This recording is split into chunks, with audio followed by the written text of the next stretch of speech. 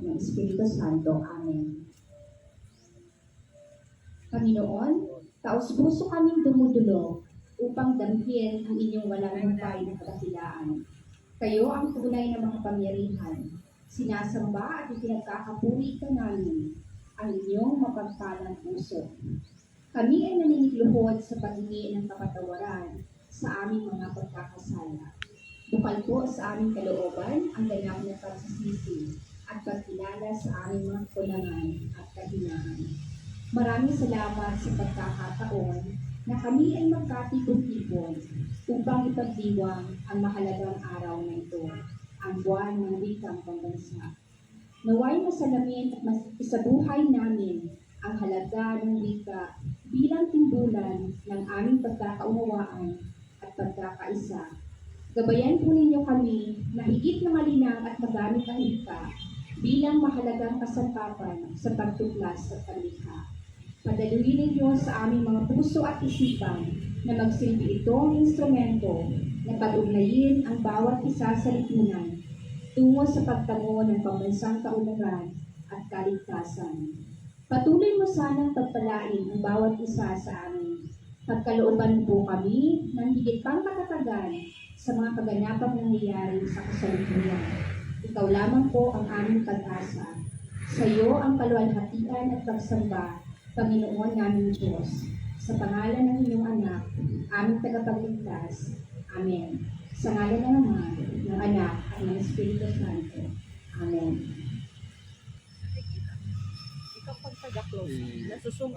Maraming salamat po, Dr. Golosida.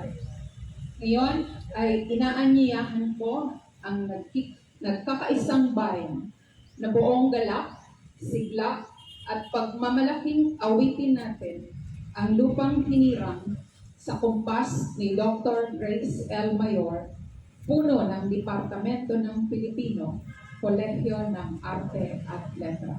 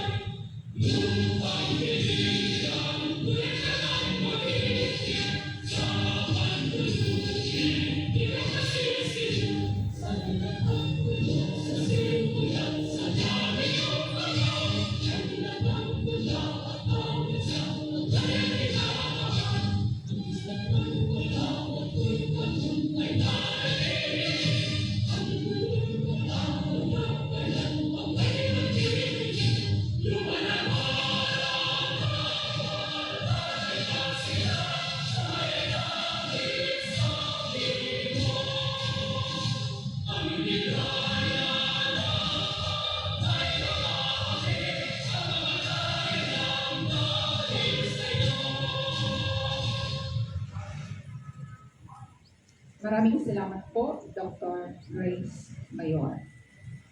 Ang mga sumusunod na tatawagin po ang mangunguna sa pagbigkas ng panunumpa sa katapatan ng watawat ng Pilipinas, Professor Princess Clay O. Morota, Faculty, Kolehiyo ng Arte at Letra. Panunumpa ng Lingkod Bayan, Professor Marisa M. Gamboa, Faculty, Kolehiyo ng Arte at Letra. Climate Change Adaptation Pledge of Commitment, Dr. Alicia Asaitono, Faculty, Kolehiyo ng Arte at Letra, at kasalukuyang GAD Coordinator. BU Vision at Quality Policy, Professor Kim Murillo, Faculty, Kolehiyo ng Arte at Letra. Na pagkatapos ay susundan ng awiting pangmadla, ang awit ng serbisyo sivil.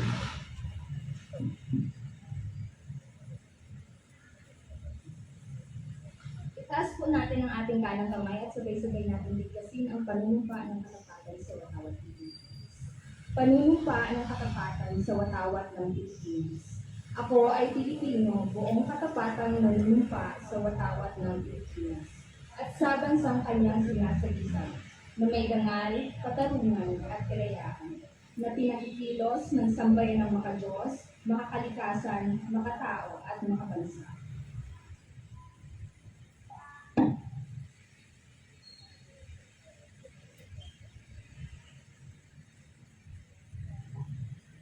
Sabay-sabay po natin piptasin ang panunumpa ng lingkod bayan.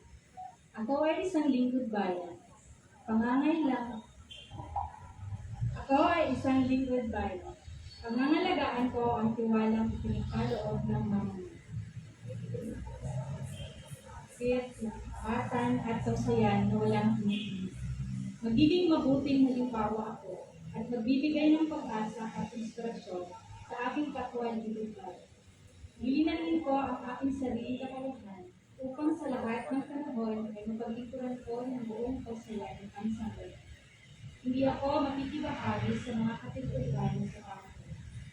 Ipigilan ko at isusuwalat ko ito sa pamamagitan ng tama at handog. Sasabuhay ko ang isang lingkod bayang makadiyos, makatakot, makakalikasan at makalis. Tutugon ako sa mga hamon ng makabagong panahon tungo sa adhikain ng matatag, maginhawa at kahit ng mabuti. Sa mga tungkulin at hangarin ito, kasi ang panawa ko ninyo.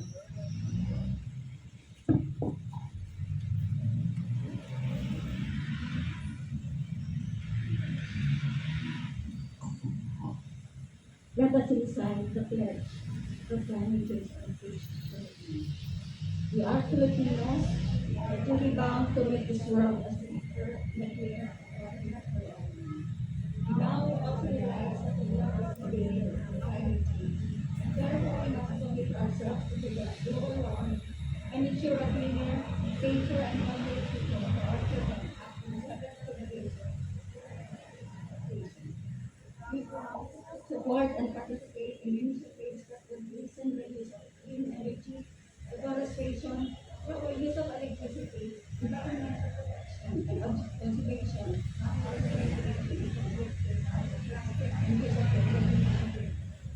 we also commit and dedicate to the at school, work, and in the entire community in promoting the effectiveness of climate change adaptation. We pledge to accomplish this task and accept climate change adaptation in our soul and commit to sustain a safer and cleaner world for everyone. So help us God.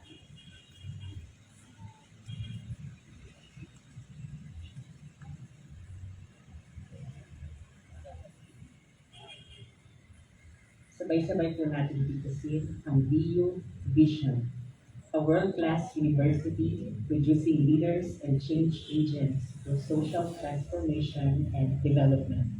BU Quality Policy. Bicol University commits to continually strive for excellence in instruction, research, and extension by meeting the highest level of client field satisfaction and adhering to quality standards and applicable statutory and regulatory requirements.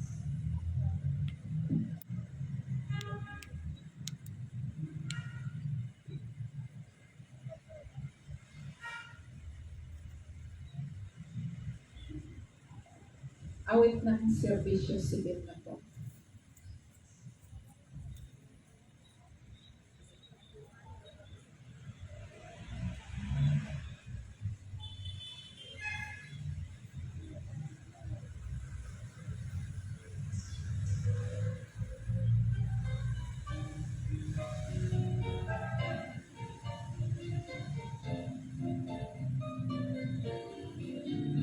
Ang serbisyo sipil ng bayan ko.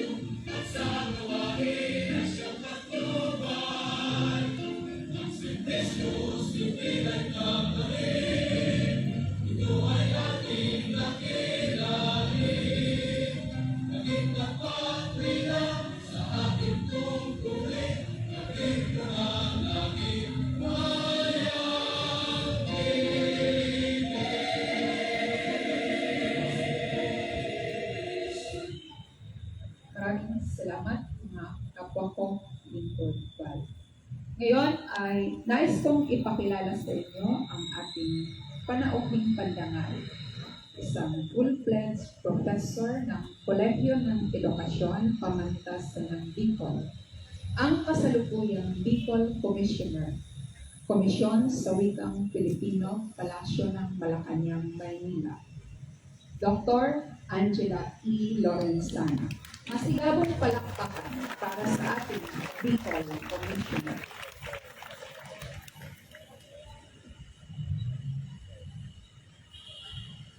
Diyos maraming na alaw sa inyong gabos.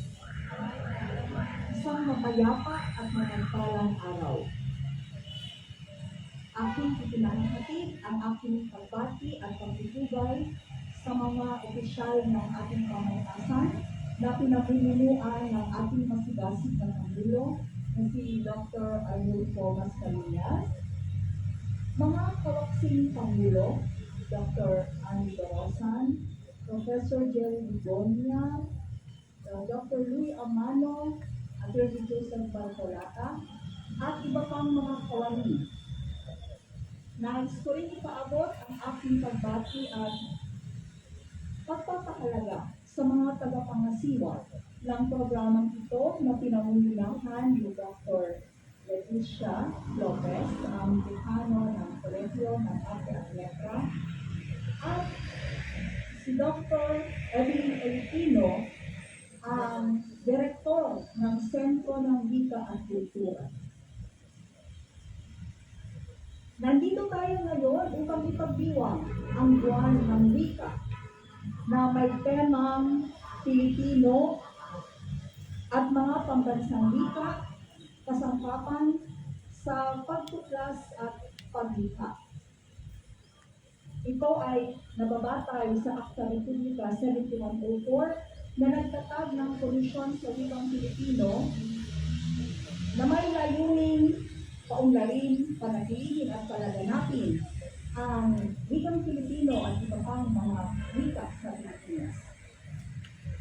Nahahati ito sa 5 lingguhang tema at bawat linggo ay may webinar kung saan ay ililing natin tulong dumalo.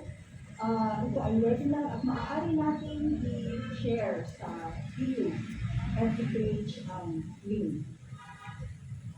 Tunay na mahalaga na bigyang tuon din ang mga iba't ibang wika sa Pilipinas at hindi lang ang wikang Pilipino, lalo-lalo na ang wikang Bicol bilang ating regional lingua franca. Sa aming saliksi na may pamagat na Community-Based Language Development, napag-alaman namin ayon sa mga informante na gamitin ang Pilipino. Ibig sabihin, parami ang mga kabataang Bicolano na ginagamit ang Pilipino. Mas marami ang mga babasahin, mga aklat, mga programa sa radyo at sa TV na ginagamit ang wikang Pilipino. Ibig sabihin, hindi nakaharap sa banda ng ekstisyon ang Pilipino. Subalit, kung hindi natin bibigyan ng pansin ang Bicol, maaaring ito ang mawala. Kaya bilang isang akademikong institusyon, tayo ay may magagawa. Una ay ang profesionalisasyon ng pagsasalin. Layo ng pagsasalin na may paalam ang mga salinan, teknikal at akademikong mga salita upang maunawaan ng lahat at mag-akma sa ating kultura at kasaysayan. Alam niyo ba na sa European Union, ang mga batas dito ay sinasalin at inilalakhala sa kanilang 22 opisyal na wika. Ibig sabihin, ang pagsasalin ay bahagi ng kanilang pagganap ng tungkulin sa Parliament.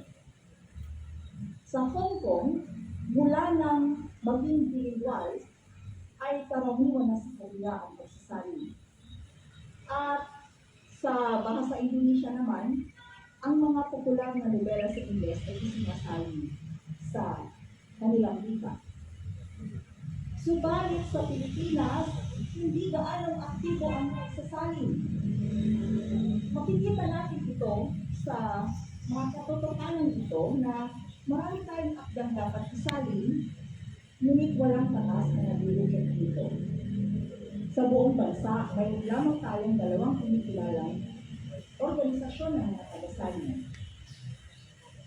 At sa mga pamantasan sa Pilipinas, kasama ng ating pamantasan, walang kurso sa pagsasalin. Meron lamang tayong 6 na units sa kolehiyo, 3 units sa masters, at 3 units sa doctoral. Ano kaya kung meron din tayong undergraduate course at masters tungkol dito? At ang isa pa ay walang professional na exam sa pagsasalin. Katulad ng medical board exam at bar exam. At walang batas na nagmamandato sa kahit anong opisina, halimbawa AWS, NCCA o PRC, na gawin ito. Kaya kailangan pang hilali sa Kongreso ang isang batas na magbibigay otoridad sa isang ahensya tulad ng PRC upang magbigay ng eksaminasyon at magkaroon ng regulasyon sa mga profesional na tagasalin. Ano pa ang ikalawang pwede natin magawa? Ang isa pa ay ang paglikha ng mga standardisadong ortografiya. Sa ngayon, ang TWF ay meron lang isa, ang Central Record. Subalit, salamat sa ating pagpupulagi ay mayroon tayong extension na kolaborasyon sa Komisyon sa Wikang Pilipino at sa University of Santo Tomas, Legazpi, na pinamumunuan ni Dr. Susana Cabredo, ang dating Pangulo ng Pamantasan. Masasabi natin na kailangan ang ortografiya sapagkat ito ang unang hakbang sa dokumentasyon ng wika. Ang pangatlong, 4 lang ito, hindi tayo tatagal dito na sa oras. Ang pangatlo ay ang ating, kung pwede, ay maidagdag sa kurikulum ng DEL Pre-Service Teacher Education upang maihanda sila ang itong sabihin ang gramatika o ang dito upang maihanda sila sa pagtuturo sa NCT-America. At nang sa gayon, ang kanilang mga estudyante o mag-aaral ay magamit ng isang wikang kanilang pinalisnan upang magamit nila sa sanayan sa pagkikipagkalastasan at sa kanilang paghubog ng kritikal na kaisipan. At isa pa marahil ay ang pagbalik sa ating kurikulum ng optional na kurso sa people culture na noon ay binigay bahagi ng ating kurikulum.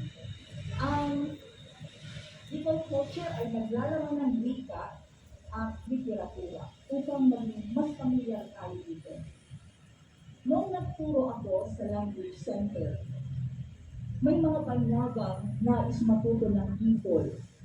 Subalit walang aklat. Kaya't nangarap ako na magkaroon ng aklat sa people. Kaya sa pamamagitan ng tulong ni Congressman Joey Salceda, ay nagkamit ako ng Shelo Adelina Flores Salceda Professorial Grant sa pagsulat ng aklat at sa tulong naman ng KWF ay nalimbag ito. Ngayon ay handa na itong ipamahagi. Ngayong araw ay magbibigay ako ng ilang kopya, limitado lamang. Kung nais nyo magkaroon ng kopya, sariling kopya, ipinamibigay ko po ito ng libre ngayong buwan. Sa susunod po, ay ipagbibili na po ito dyan sa National Bookstore o sa Vita Catholica, first come, first serve.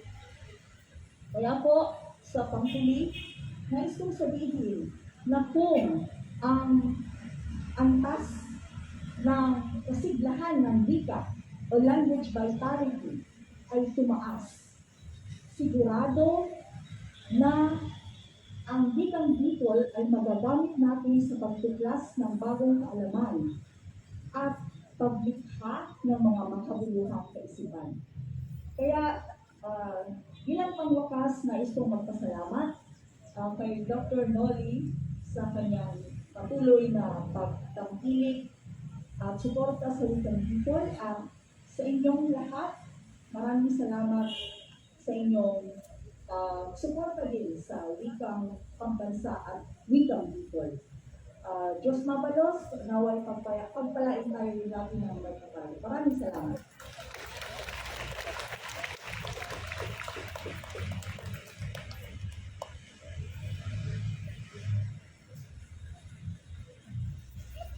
Maraming salamat po, Dr. Angie Lorenzana.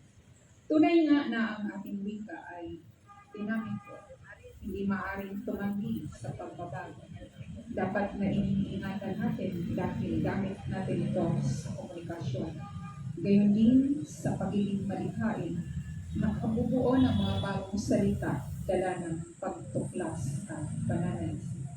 Sa puntong ito ay malugod na hinihiling ang paglawad ng sertipiko ng pagkilala at munting alaala sa ating panauhing pandangal, Dr. Angie Lorenzana, na pangungunahan ng ating butihing Pangulo, Dr. Noli Mascarenhas, kasabay ng mga pangalawang Pangulo na sina Dr. Ami Dorosan, Attorney Bartolata, Dr. Louie Amano, at Professor Jerry Bigornia, at ng Dekano ng Kolehiyo ng Arte at Letra, Dr. Letty Lopez. Gayon din ng Puno ng Departamento ng Pilipino, Kolehiyo ng Arte at Letra, Dr. Grace L. Mayor.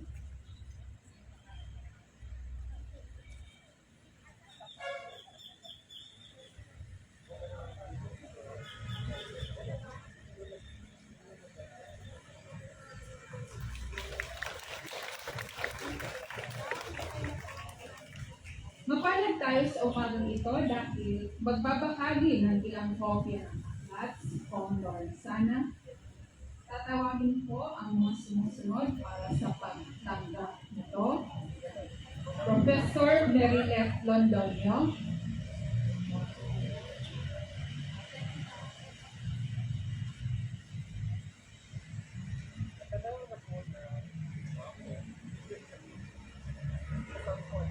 hinihiling po ang pangalawang Pangulo, Attorney Bartolata, na maging bahagi ng paglawad ng aklat.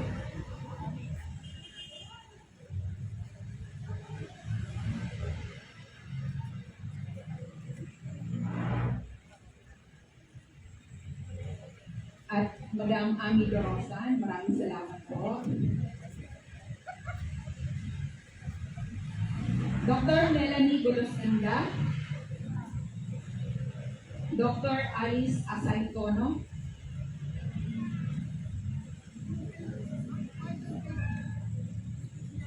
yung nabigyan po, pwede mo nang doon sa gilid. Dr. Irene Moral,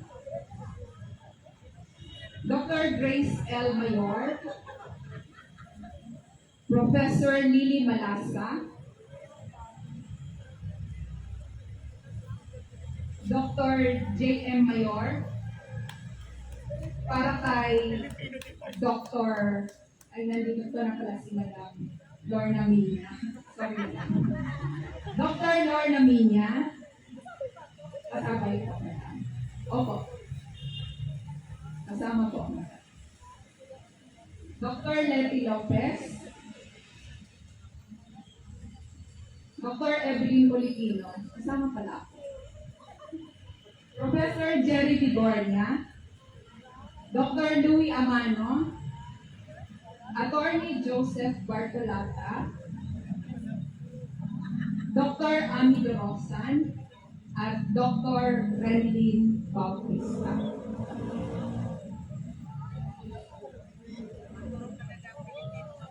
Dr. Baby Boy Benjamin B. Nebres.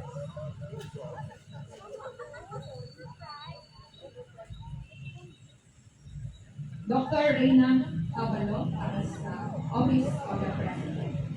Maraming salamat.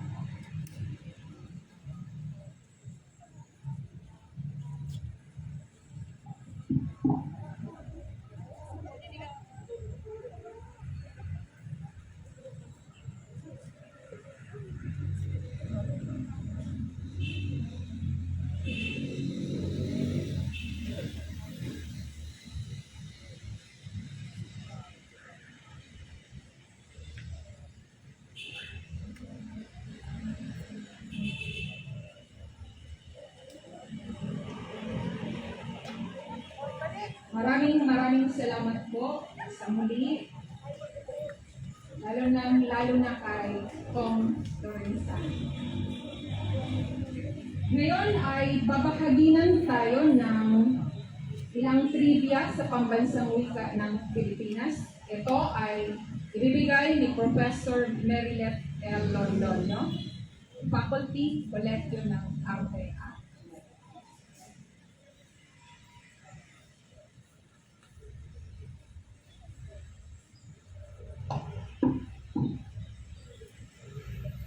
Magandang araw sa inyong lahat. At ngayon, para masubok at mapabatid ang mga kunting-kunting ng kaalaman hinggil sa wika, magkakaroon po tayo ng isang matinding pagsusubok. Dito masusubok ang inyong mga galing tungkol sa wika. Ngunit ito ay nakahati po sa dalawang area. Madali at mahirap. Ngayon po, maaari na bang ilabas ang mga papremyo? Para sa unang katanungan sa madaling kategorya, ano ang pangunahing instrumento ng tao upang makapagtalastas?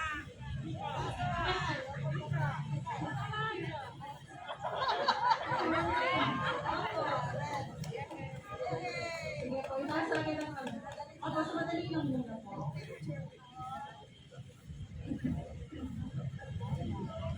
Ikalawang katanungan sa madaling kategorya, ano ang pambansang wika ng Pilipinas?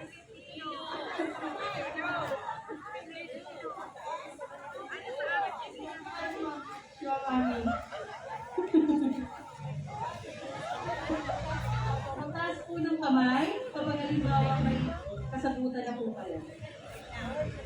Maraming salamat. Maraming salamat po. Ikatlong katanungan, sino ang tinaguriang ama ng wikang pambansa? Tama na kayo. Palakpakan naman natin.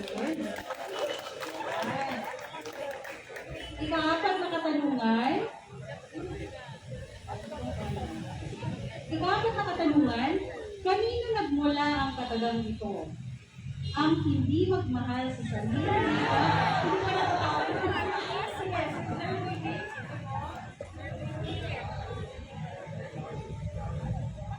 Maraming salamat po. Sige, pasang kami tawag ang mga papremyo. Ang huling katanungan para sa madaling kategorya, ano naman ang salin ng verb sa Pilipino? Ano ang salin ng verb? Ay, bakit ko alam na?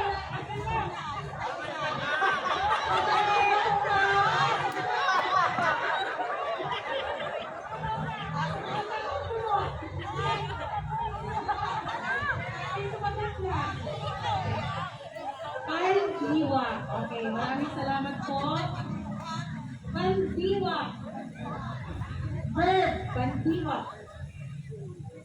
Dito naman tayo sa mahirap na kategorya. Susubukan natin kung alam niyo ba to.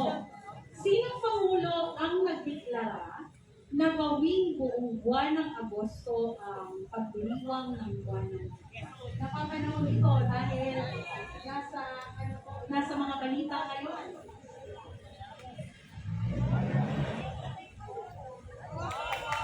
Tama po kayo, ma'am? Ipinalabas din niya na gawing taon-taon ang pagdiriwang ng buwan ng Agosto sa mga tanggapan ng Ikalawang katanungan. Handa na ba? Ayan. Parang inaabangan ng pag-premyo. Kasi doon naman daw, okay na hindi ako. Ano? Sige. Pangalawang katanungan. Ano ang tema ng buwan ng wikang pambansa ngayong taon? Medyo mahaba po ito. Masusubok talaga ang inyong memorya. Sige, ano sa ulo? Sige po.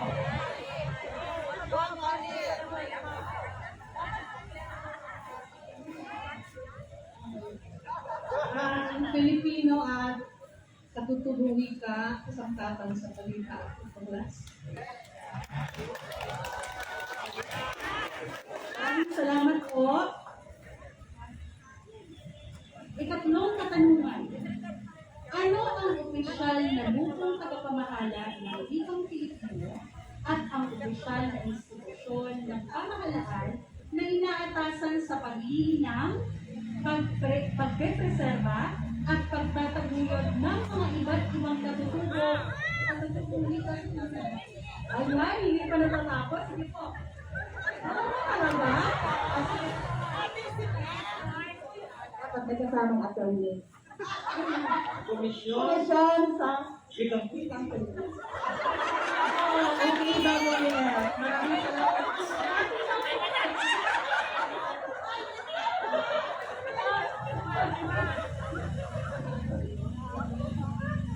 Sige po, maraming salamat. Ikaapat na katanungan. Sino ang kasalukuyang tagapangulo ng KWF? Ayan. Commissioner Angela Lorenzana. Sige po. Sa KWF. Ang kasalukuyang tagapangulo ng KWF.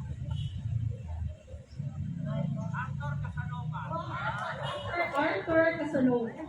Yan. Eto na. Medyo natirapan naman natin ng konti. Ano? Eto, isa na lang.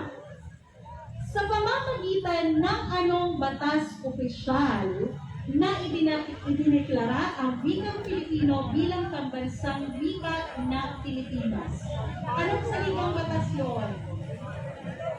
Sige po. Alalahanin. Sige. Subukan natin. Salitang batas. 19. Okay, eksakto na lang.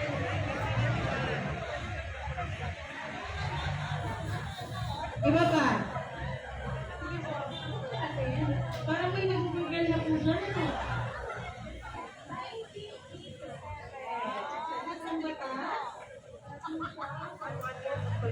Yan. Maraming salamat po sa inyong lahat at sa mga susunod naman po na paglilipang ng buwan. Maraming salamat din po sa pagsimulipan ng Olaya. Maraming salamat sa ating Game Master ngayong umaga.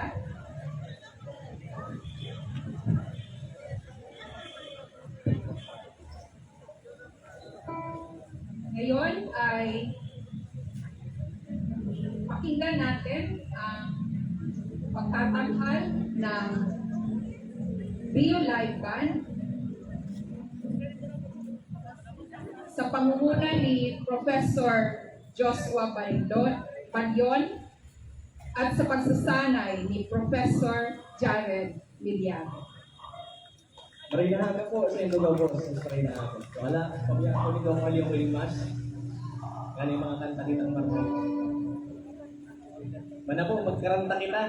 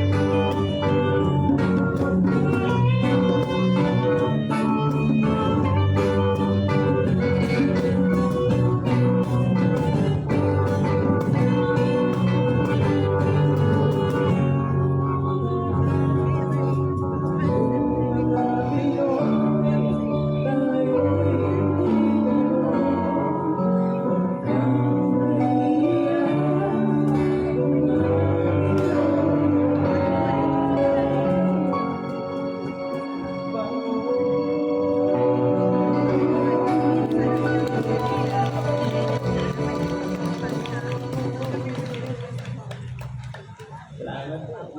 Maria na ako.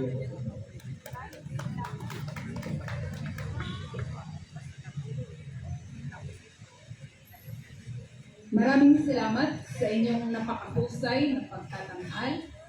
Para sa kaalaman ng lahat, ang kinatawan ng BU ang naging kampiyon sa larangan ng live band competition nitong nakaraang Panrigyong Pasok Festival 2020 na ginanap sa Catanduanes nito lamang Abril, kasalukuyang taon. Sila po ay binubuo ni Christine Donaty Cedo, vocalist, Ian Año guitar. Punta po dito para sa pagkilala. Kenneth Añasco, bass. Nino Concepcion, percussion. Paul Anthony Estrada, saxophone. Dorothy Hannah Gumtang, flute. Jaime Michael Gracida, gender. Tony Rose Abrera, keyboard. At ang vocalist natin ngayong umaga, Professor Joshua Balyon ng Faculty ng Kolehiyo ng Arte at Letra at ang kanilang tagapagsanay, Professor Jared Miliare, Faculty ng Kolehiyo ng Arte at Letra. Pa-picture lang po.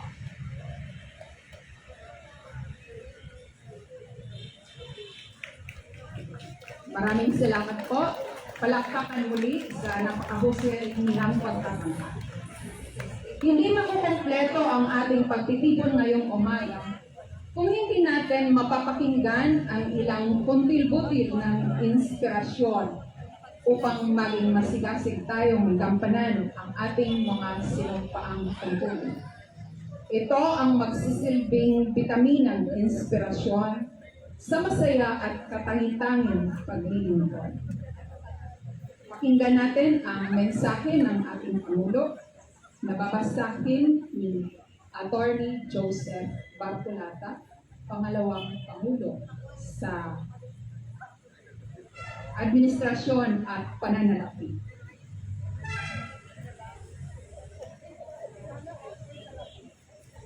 Maraming salamat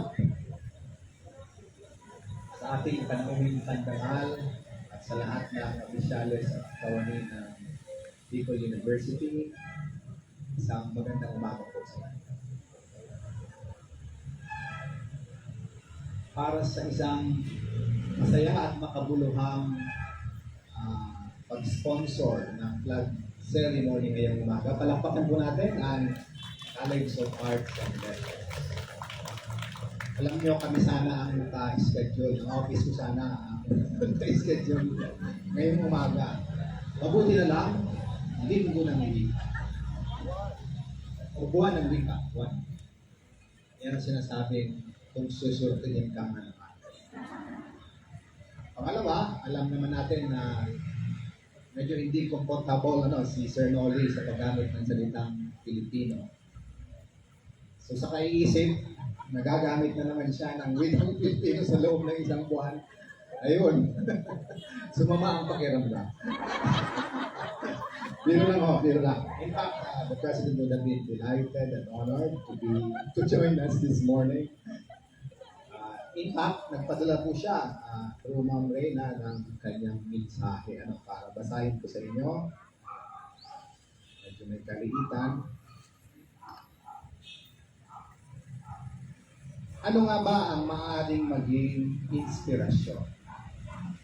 Ayon sa diksionaryong Collins, ang inspirasyon ay isang damdamin na maaaring makuha sa isang tao o bagay na makapagbibigay ng bago at malikhaing na kaisipan.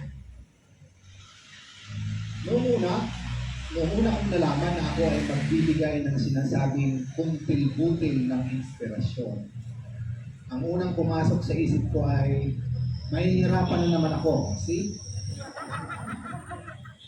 Alam ko kasi na ang wikang Filipino ay isa sa pinakamahirap na gamitin sa kagaya kong nasanay mag-Bicol at madalas mag-Ingles. Pero paano nga ba magbigay inspirasyon? Tingin ko ang lahat ng inspirasyon ay nagsisimula sa tamang gamit ng wika. Maaaring sa unang tingin ay magkaroon ka ng inspirasyon sa panlabas na wangis o anyo ng isang tao, lalaki man o babae. Subalit, ito'y maaaring unti-unting mawala kapag nagbukas na siya ng kanyang bibig at nagsimula ng magsalita. Ilan nga ba ang narinig kong nagsasalita ng may panghihinayang gaya ng maganda sana siya kaya lang or wala siyang masabing maganda sa iba. O di kaya'y gwapo naman siya pero walang laman ang sinasabi. Lutang at halatang mga katagang hindi kanya. Kung kaya ang madalas na pinanggagalingan ng inspirasyon ay ang mga matatamis na salita na pawang may paghanga at may katotohanan. Di nga ba't ang ating tenga ay pumapalakpak kapag tayo ay napupuri ng totoo at wagas? Ang mga tula na sinusulat lalo na sa sarili nating wika, Filipino man o Bicol, o wikang katutubo, ay siya rin namang nagdadala sa atin ng mga magagandang pakiramdam na nagtutulak sa atin na mga pagbigay ng bago at malikhain na kaisipan.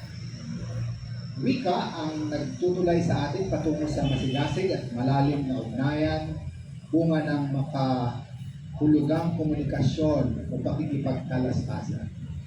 Wika rin ang may kakayahang bumuo ng bagong diwa at pumukaw ng mga nahihimbing na puso, kaisipan at damdamin.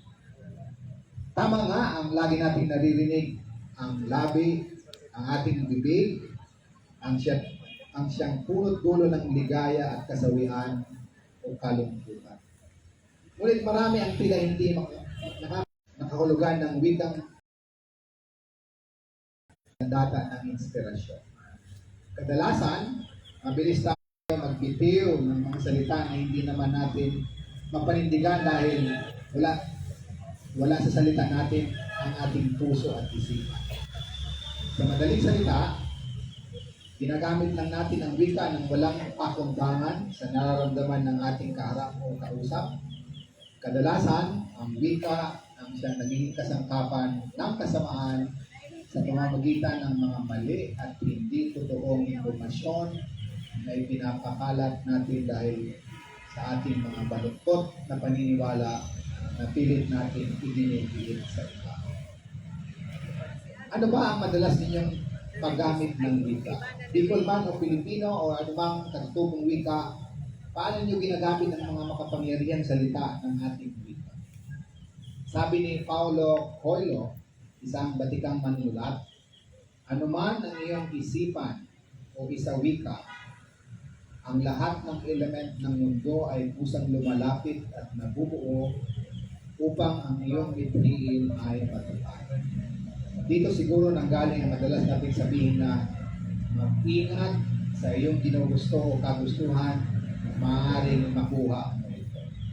Ang tanong ay ito, ang wika ba ay ginagamit mo sa pagbuo ng mga pangarap o sa pagsira ng pangarap ng mundo ng iba?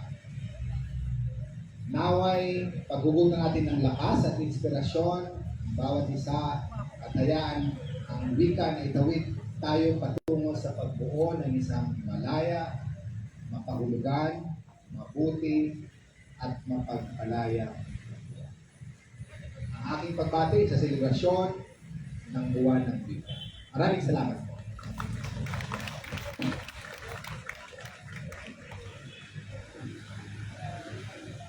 Maraming salamat po, Dr. Bartolata, sa pagbasa ng makabulokang ilang butil ng inspirasyon. Ngayon ay mas suyong hinihiling ang paggawad ng munting alaala para sa naging tagapagbigay ng ilang butil ng inspirasyon.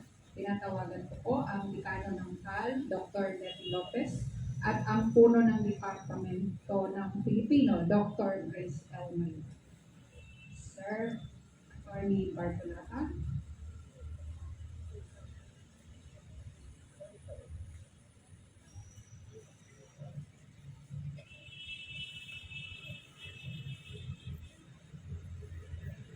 Maraming salamat po sa alaalang mula sa puso.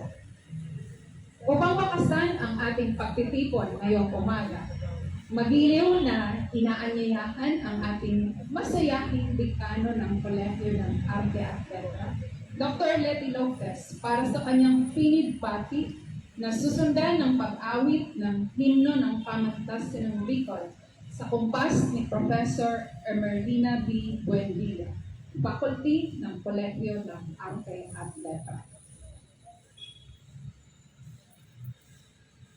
Diyos parahay na kaldawan sa inyo nga ini. K-C-A-L, kaldawan. Bawat pagpupunyagi sa anumang hangarin ay nagdudulot ng tagumpay. At sa bawat hakbang patungo sa tagumpay ay nariyan ang mga taong naging bahagi at handang makisa upang maabot ang guro ng tagumpay. Kayo po yun, walang iba. Magandang umaga sa inyong lahat. Dahil po sa inyo ang pambungad na palatuntunan sabay sa pagbigay bugay sa watawat ng Pilipinas, kaugnay sa pagdiriwang ng buwan ng wikang pambansa sa taong ito ay naging matagumpay. Marugdog na pasasalamat una sa ating mahal na Pangulo ng Pamantasan ng Bicol, Dr. Noli Mascareñas, sa butiing pangalawang Pangulo, Dr. Ami Dorosan, Attorney Joseph Batulata, naging nakumatawan sa pagbigay ng putil ng inspirasyon mula sa Pangulo ng Pamantasan, Dr. Louie Amano, Professor Jerry Bigornia, sa ating panauhing pandangan, Dr. Angie Lorenzana, Commissioner Bicol, kinatawan mula sa Komisyon sa Wikang Filipino, Palasyo Malacanang, Maynila, na pinamumunuan ng ating tagapangulong Commissioner, Dr. Arthur Casanova, sa mga dekano, direktor, kawaksing dekano, kabilang na ang butihing kawaksing dekano, Professor Lily Manasa, kawaksing direktor, puno ng mga tanggapan, mga profesor, kabilang na po sina Professor Jared Villare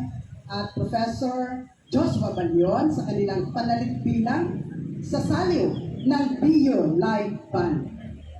Mga kawani, maging sa Sentro ng Wika at Kultura sa pamumuno ng butihing direktor na si Dr. Evelyn Uriquilo, sa Departamento ng Filipino sa pamumuno ni Dr. Grace Mayor, sa CPRO Director, ang butihing Dr. Brent Bautista at ang inyong mga kasamahan sa opisina, at iba pang mga panauhin, at sa lahat ng taong nag-isa at naghandog ng kanilang ginintuang tulong na nakaambag sa matagumpay na pagsasakatuparan ng gawain ito.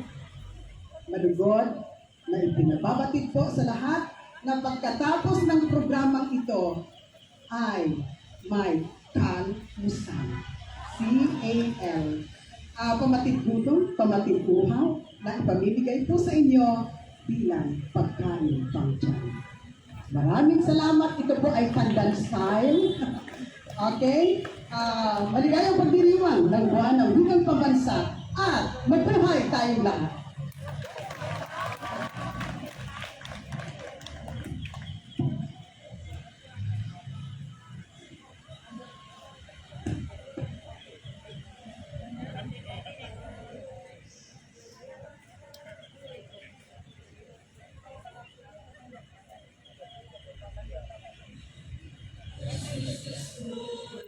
Wish to see, lost to honor every